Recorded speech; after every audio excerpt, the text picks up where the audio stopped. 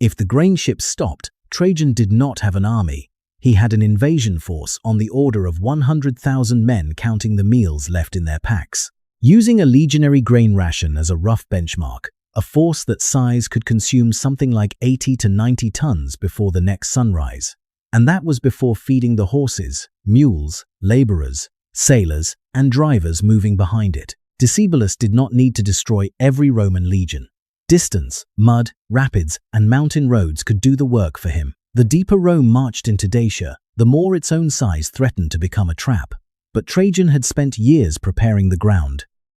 The Danube was lined with ports, forts, granaries, towing routes, and transport vessels. Near the iron gates, engineers cut a canal around water that could break the supply corridor. What looked like an invasion by soldiers was also an invasion by warehouses. The legions crossed the frontier only after the food had begun conquering the distance. Before sunrise, the Roman camp was already consuming the invasion. Picture the army assembling near the Danube in 101 CE. Fires glow between rows of leather tents. Mules stamp beside wagons. Soldiers lift grain sacks, measure kernels, and turn hand mills before the day's march begins. Somewhere beyond the river, Decebalus is preparing Dacia for war. Inside Trajan's camp, the first enemy is not a Dacian warrior. It is Arithmetic. Polybius, writing centuries earlier, recorded a monthly grain allowance of roughly 2/3 of an Attic medimnus for a Roman infantryman. The exact ration varied across periods and conditions, so it cannot be transferred mechanically to Trajan's army. But a practical range of roughly 800 to 900 grams per man per day reveals the scale of the problem. For a force around 100,000 strong, that meant perhaps 80 to 90 metric tons of grain every day. At the smallest scale, the burden appeared as a sack beside 8 men. They still had to grind the kernels, find water, light a fire, and turn an imperial supply calculation into something edible. A warehouse could report grain delivered while a soldier's cooking pot remained empty, and grain was only the human foundation. Cavalry horses needed barley and fodder. Mules and oxen needed water, pasture, and rest. Sailors, wagon drivers, craftsmen, medical personnel, servants, and merchants also ate. The army required salt, oil, wine, tools, leather, replacement equipment, and firewood. A legion was a fighting formation. Trajan's invasion force was a moving city. That city could not live indefinitely from whatever happened to grow beside the road. Foraging parties could seize cattle, collect grain, or strip orchards. Local markets and contractors could fill temporary gaps. But an army this large could exhaust a district quickly, especially if defenders removed livestock, destroyed stores, or abandoned the approaches. Rome's numbers looked like power. Every additional mouth also shortened the clock. If one delivery failed, soldiers could eat into the grain carried on their shoulders or loaded onto pack animals. If delays continued, commanders would have to slow the march, detach troops to search for food, or consume supplies reserved for the next stage. If the system failed completely, Trajan would not command 100,000 effective warriors. He would command a vast crowd scattered across hostile ground. One delayed convoy could turn advance into retreat. The weight created its own danger. Grain loaded onto wagons required animals, drivers, escorts, road space, and time. Those animals then needed supplies of their own. Add more transport to carry fodder, and more animals were needed to pull it. A supply train could begin feeding itself instead of the army. This was the trap hidden inside Roman strength. Decebalus did not have to kill every legionary. If he could stretch the columns, empty the countryside, threaten the transports, and force Rome to consume reserves faster than they could be replaced, the invasion might collapse under its own size. Trajan therefore had to accumulate food, position it near the frontier, and create enough depth to survive bad roads, damaged vessels, hostile raids, and lost days. The campaign would not begin when the first legion marched. It would begin when the warehouses were full.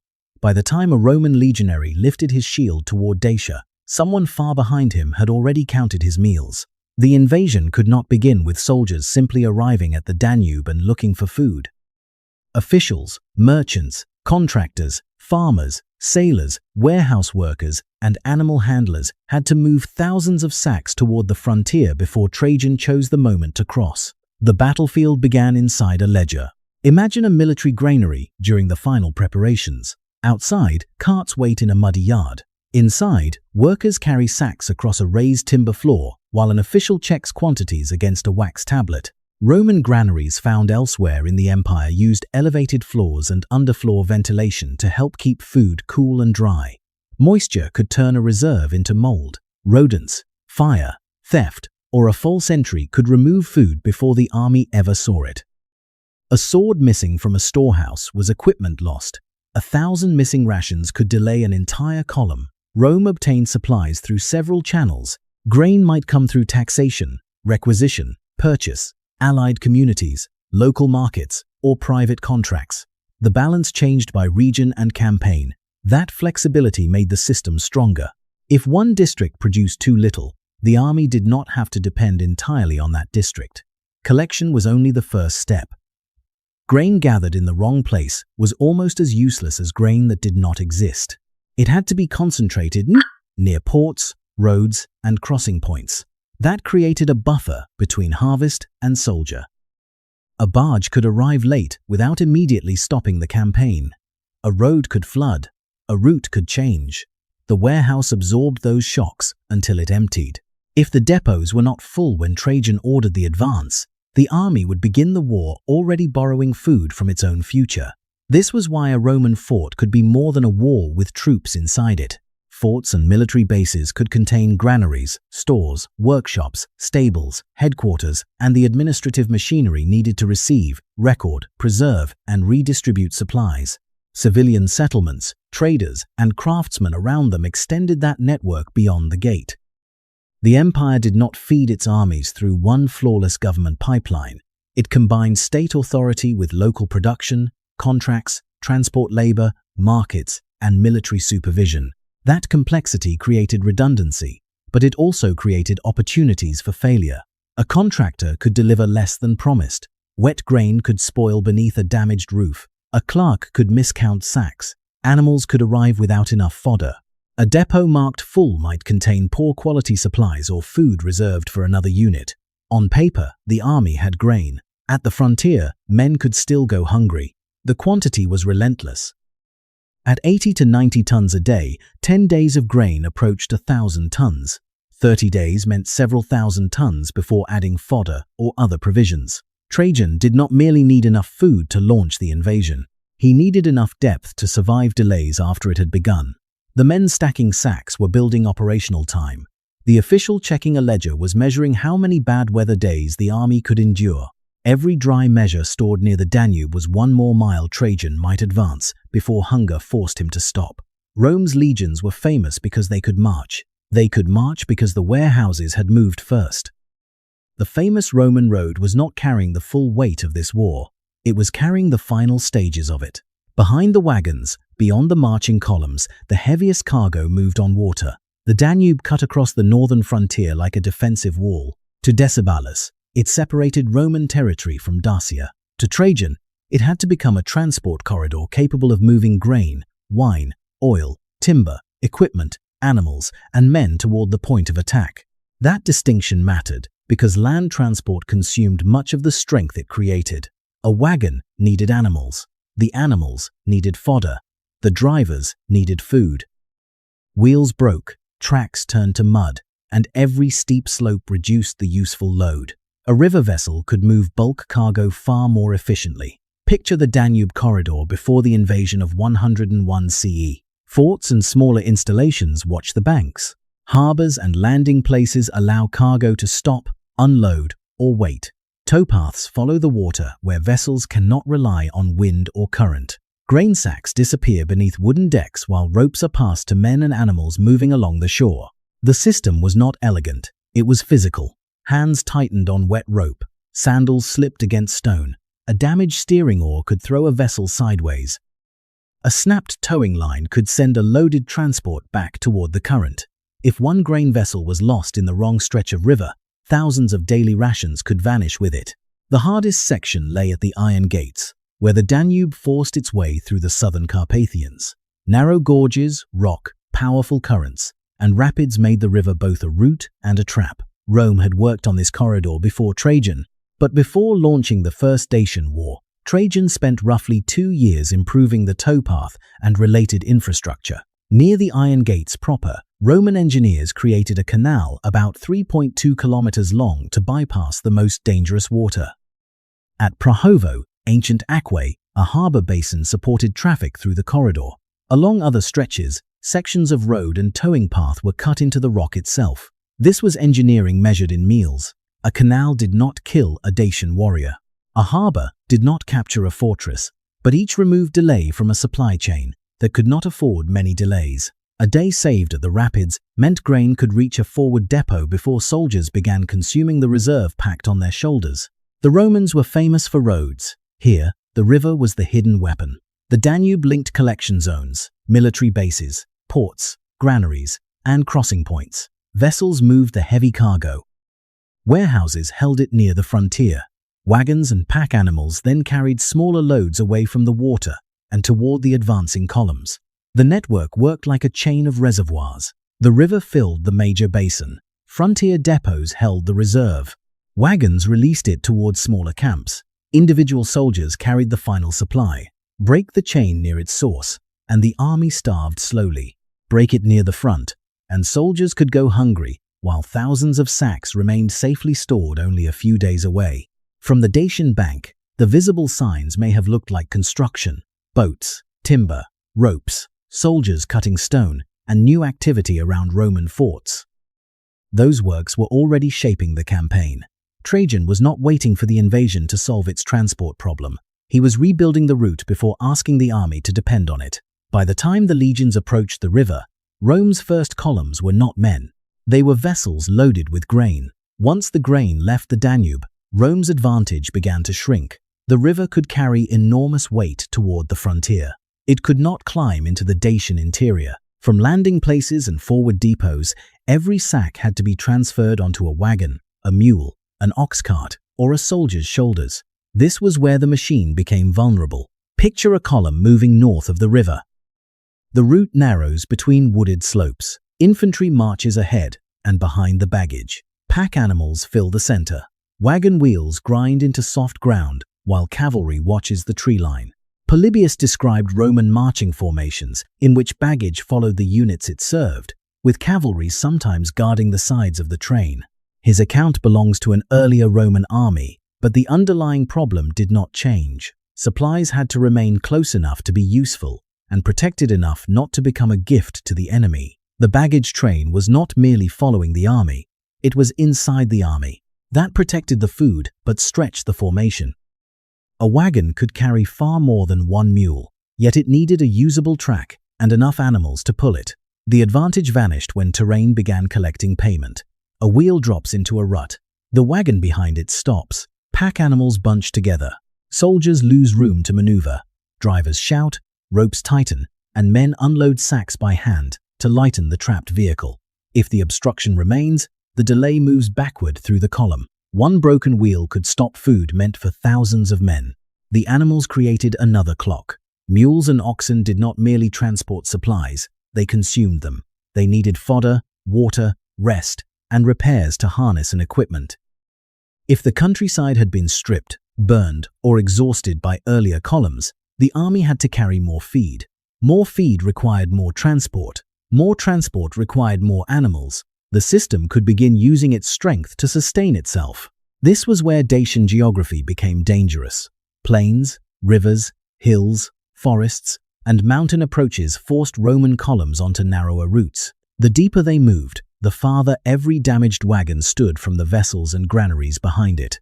If a convoy failed there, grain could remain secure near the Danube, while soldiers at the front began eating their emergency reserve. Rome answered by breaking the advance into stages. Supplies moved from major depots to smaller forward stores, then toward individual columns. Engineers improved tracks, bridged obstacles, and established camps that protected both men and material. Roman conquest was not only movement across a map, it was repeated construction. But no road removed the basic danger. Every mile away from the river increased the number of things that could fail. At dusk, a legionary might see only the sack unloaded beside his tent. He would not see the sailor who brought it upriver, the worker who kept it dry, or the muleteer pulling an animal out of the mud. Yet all of them stood between him and hunger. The Danube carried the war to Dacia. Wagons, animals, and men had to carry it the rest of the way. At the end of that chain, there was no grand imperial kitchen. There were 8 tired men and a stone. A Roman soldier's immediate household was the contubernium, a group of 8 men who shared sleeping space, equipment, duties, and much of the work required to keep themselves fed. After marching, guarding baggage, clearing a road, or building a camp, someone still had to open the grain sack. The delivery was not the meal. Picture the group at dusk. Shields rest against the tent. A mule is being unloaded nearby. One soldier pours kernels into the opening of a rotary quern, while another pushes the upper stone around. 2 men fetch water. Another searches for dry fuel. Someone prepares a pot, while the remaining soldiers complete camp duties or stand watch. The grain had crossed provinces, ports, the Danube, warehouses, roads, and mountain tracks. Now it had to cross the final inches between 2 stones. Evidence from Vindolanda, far from Dacia but within the same imperial military world, makes this labor visible. Archaeologists found one quern marked with the name Africanus and another fragment identified as the property of Victor or Victorinus. Experimental estimates suggest that producing flour for an 8-man contubernium could require roughly 4 hours of grinding each day. 4 hours. That was time not spent marching, engineering, sleeping, or maintaining equipment. The work was repetitive and exhausting. Grain was often milled regularly because flour spoiled faster after the kernel had been broken. Moving durable grain reduced spoilage during transport, but shifted part of the processing burden directly onto the soldiers. Rome had not removed the labor. It had distributed it. If the quern was lost, if rain soaked the fuel, or if the camp lacked clean water, the sack beside the tent could remain technically complete and practically useless. A unit could be supplied according to the ledger and still fail to produce dinner. The supply line did not end when the sack arrived. It ended when the grain became a meal. That meal might be bread or porridge. For rapid movement, soldiers could carry bucellatum, a hard biscuit made from flour, water, and salt, baked to remove moisture and survive campaign conditions. It could be eaten dry or softened in liquid or stew. On the march, a soldier's equipment could hang from a forked carrying pole. His kit might include a pan, a small container, and a leather bag holding several days of grain or gathered food. These reserves gave a unit limited independence. They also placed the weight of the supply system on individual shoulders. Every meal consumed reduced that margin. If the next convoy arrived late, the men did not immediately starve. They ate what they carried. But each day without replacement brought the army closer to the moment when tactical choices would be dictated by empty bags rather than enemy movement. The empire could deliver a grain sack to the edge of Dacia. 8 soldiers still had to finish the journey. Now picture the invasion from Decebalus's side of the mountains. Below a wooded ridge, Roman standards move through a valley in broken sections. Wagons follow behind them. Engineers are already measuring the next crossing. Rome had brought more soldiers than Dacia could easily destroy. It had also brought more mouths than the land should have been able to feed. Decebalus was not facing Rome for the first time. In the wars under Domitian, Dacian forces had inflicted humiliating losses, including the death of the Praetorian prefect Cornelius Fuscus. The settlement that followed left Decebalus with Roman money and technical assistance. Cassius Dio portrays him as a dangerous ruler, capable in war, alert to opportunity, and aware that Trajan was a more formidable opponent than the emperor before him. That history shaped the decision in front of him. A direct battle might damage one Roman column. Distance could pressure all of them. From the Danube to the Dacian royal center at Sarmizegetusa Regia lay a long sequence of valleys, rivers, ridges, forests, and mountain approaches. The final routes entered the Oreshti Mountains, where movement could be channeled through narrow ground. The capital was not protected by one wall alone. It stood within a wider landscape of hill forts, roads, terraces, and defensive positions. On a map, Rome possessed the larger army. On the ground, that army had to pass through doors the landscape refused to widen. No surviving source records Decebalus ordering a simple campaign of starvation. The reality was almost certainly more complicated. But from his side of the war, the logistical logic was obvious. Every day the Romans advanced, they moved farther from Danube depots. Every additional column created another route to feed. Every wagon climbing into the uplands consumed time, animals, guards, and road space. If Rome could be delayed long enough, its strength might begin working against itself. A Dacian force did not need to seize every sack. It could threaten a route, force an escort to slow, remove livestock, attack an exposed detachment, or make Roman engineers spend another day cutting, bridging, and fortifying. Even when no convoy was destroyed, delay still consumed food. That was the wager. Decebalus could exchange ground for time, and time for hunger. The decision was rational, because Dacia had already shown that it was not an easy battlefield. Modern landscape analysis reconstructs Roman movement near Sarmizegetusa, Regia, through constrained access routes and a network of camps rather than one simple road. Rome was not merely marching toward a city, it was fighting to control an upland system. But the wager carried debt. Each valley surrendered gave Roman engineers another place to build. Each captured route could be guarded by a camp. Each pause meant to drain Roman supplies also gave Trajan time to repair tracks, establish forward stores, and connect the next stage of the advance to the one behind it. Decebalus saw the lengthening column. He could not see every warehouse, vessel, replacement animal, and reserve sack feeding into it. He had identified the vulnerability correctly. He had underestimated how much preparation Trajan had built behind it. If the corridor broke, the strategy could still work. Forward units would begin eating the meals on their shoulders. Convoys would become targets. Separate columns could become isolated armies. But if the corridor held, retreating deeper would no longer buy safety. It would give Rome more ground on which to build the next link. The mountains were supposed to consume the invasion. Instead, the invasion was learning how to digest the mountains. In 105 CE, the supply system crossed the Danube on stone and timber. The First Dacian War had ended without removing Decebalus. Fighting resumed, and Trajan returned for a final campaign. This time, the crossing at Drobeta was no temporary bridge of boats waiting for current, weather, or enemy action to tear it apart. Apollodorus of Damascus had designed a permanent bridge across the lower Danube. It extended for more than a kilometer, its wooden superstructure carried by 20 massive masonry piers. Soldiers could cross it, wagons could cross it, replacement animals, engineers, tools, grain, and messages could keep moving after the first fighting units had disappeared north. The bridge was not simply a road over water. It was a promise that the army would not have to finish the campaign before its crossing vanished. Pressure arrived first. Every day, Roman forces remained beyond the river. Men ate grain, animals consumed fodder, and the campaigning season shortened. The bridge accelerated the flow, but it did not eliminate the distances ahead. Dacia still had forests, ridges, fortified approaches, and narrow routes capable of separating the forward columns from the supplies behind them. Then the movement began. At the bridgehead, sacks left depots and rolled onto the wooden deck. Iron-rimmed wheels struck the planks. Mules pulled against harnesses.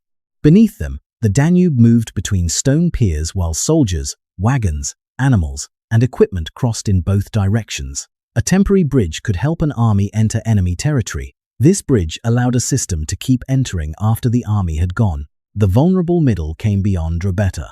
Supplies leaving the bridge still had to pass through roads, river valleys, marching camps, and upland routes. Archaeological analysis around Sarmizegetusa Regia suggests Roman bases were positioned in relation to movement and communication.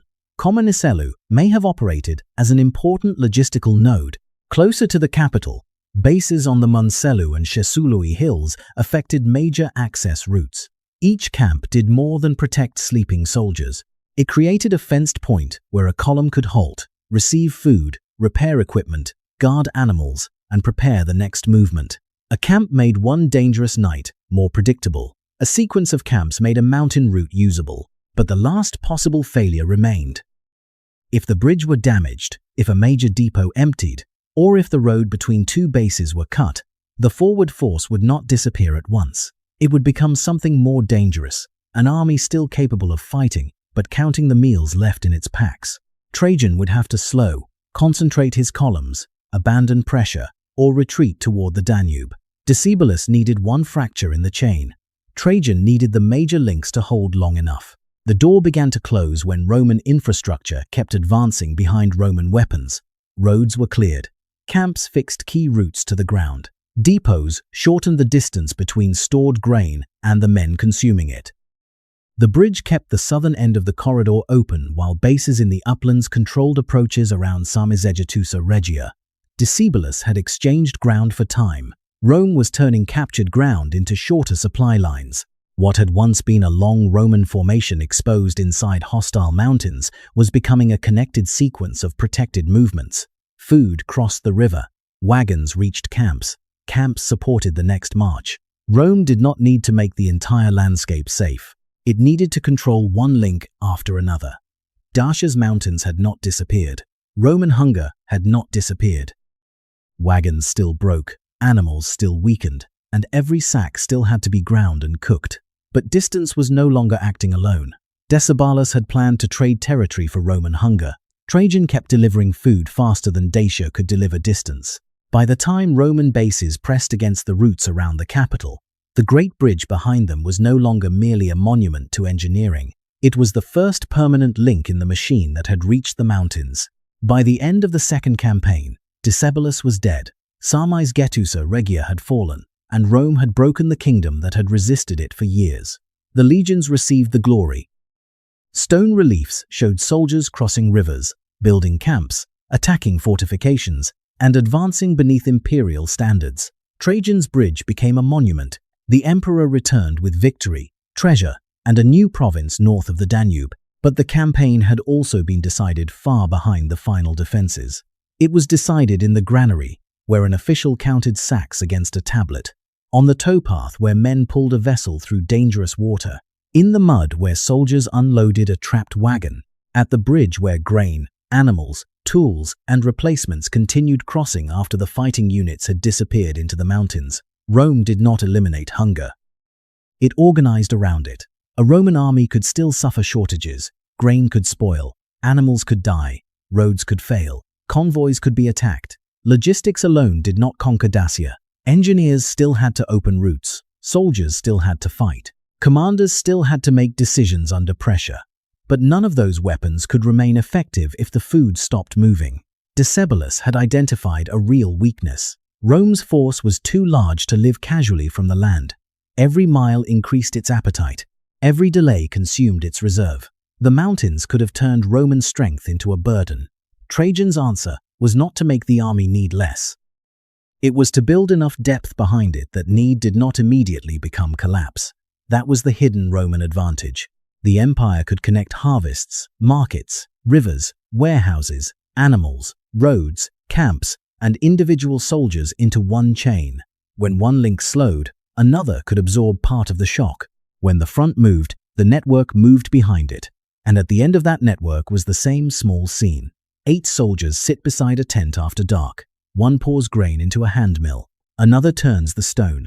A cooking fire burns beside shields and helmets. The grain beneath their hands may have crossed half an empire before reaching that camp. History remembers the sword, because the sword is visible. But the sword only mattered while the millstone kept turning. Rome's soldiers conquered Dacia. Before they could do it, their food had already conquered the distance. Subscribe for more hidden systems, forgotten decisions, and invisible weapons that changed the outcome of war.